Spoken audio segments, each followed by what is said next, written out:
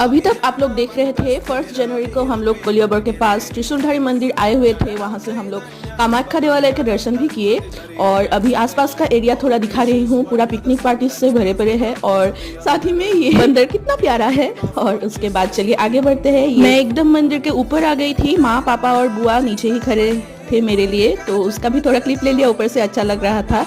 और बाकी ऐसे ही सब कुछ दिखाते हुए ये ब्लॉग में आगे बढ़ूंगी।